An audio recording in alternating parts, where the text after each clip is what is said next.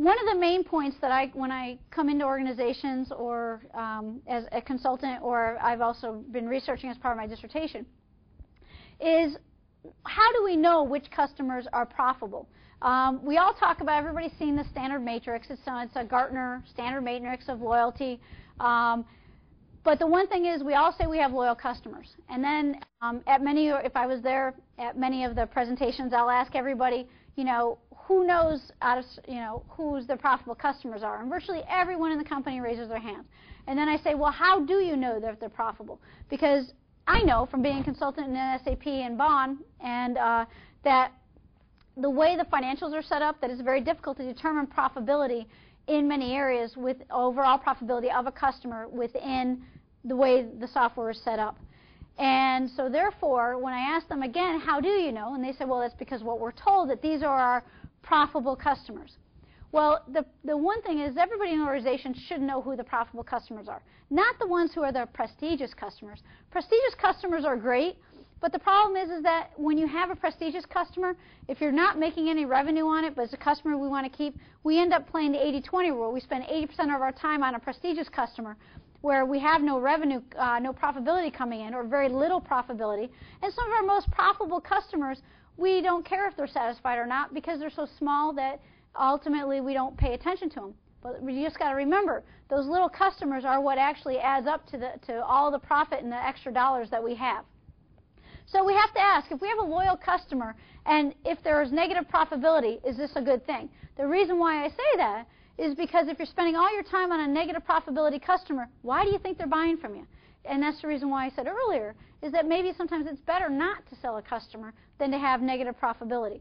I read an interesting article on Washington Mutual, how they made a decision back about 5-6 years ago from their new CEO, because they had changed CEOs out many times, that they weren't just going to sell revenue. What they were basically going to do is go out and make sure that whatever they sell was profitable. And now Washington Mutual is, I think, number 3 in the mortgage business behind Bank of America. So they actually have made a lot of good decisions, a lot of good investment decisions, and Washington Mutual is actually a very good company, very solid.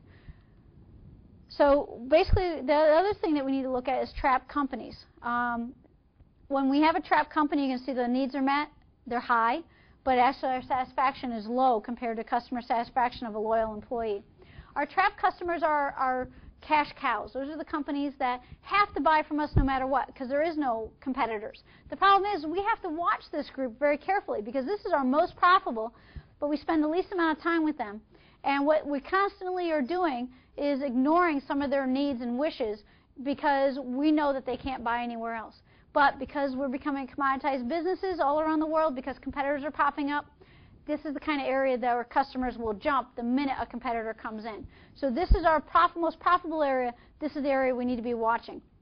Now, the mercenaries, this is my favorite area, because this is the area that when I talk to people in organizations all around the world, or I talk to anyone as a consultant, I find that the mercenaries are the ones that nobody likes, everybody hates, and they can't wait for their leases to expire or for them to stop doing business with us, because they're just so tired of them. But many times we need to look, are these our profitable customers or not profitable? If they're not profitable and we have them as mercenaries, why do we have them as customers? Maybe what we ought to do is end their product leases, or move away from them being with us, because they're negative. They're going to be spreading negative satisfaction information to other people who could possibly buy from us, who ultimately could be profitable.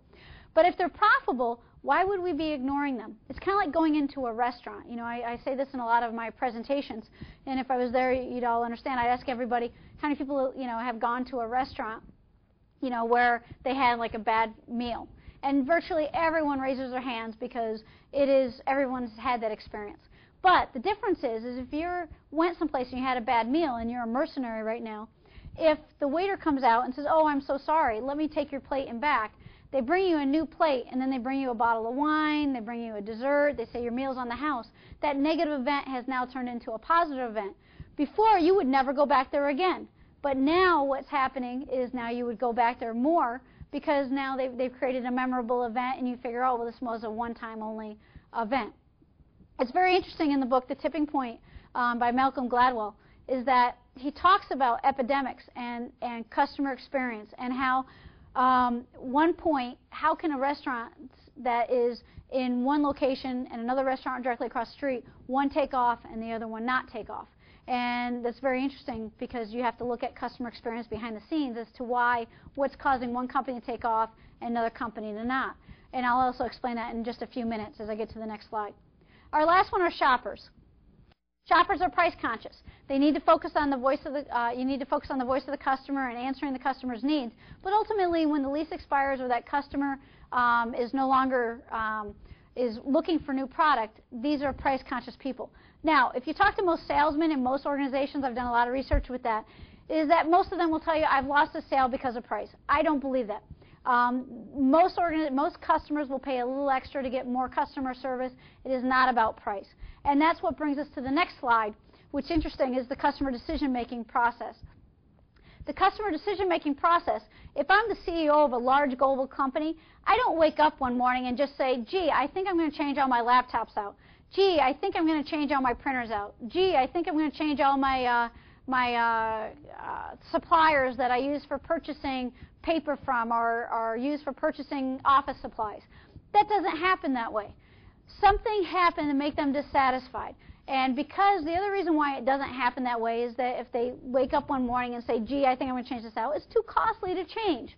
So you have to think about this. So as global companies that are selling products to large companies all around the world, if you are getting a contract in, an RFP that says, oh, this customer is now looking at leaving a company and they've been with them for 20 years, there's something big that happened that they just got fed up on customer satisfaction that they decided to leave. It's not about price.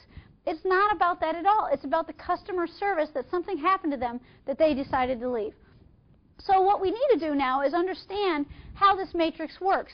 So if the customer is satisfied, then they become loyal, whether they're profitable or not. But if they're not satisfied, they're medium to low, they look around for alternatives. Well, of course, if they're trapped, there's no alternatives. They have to stay no matter what.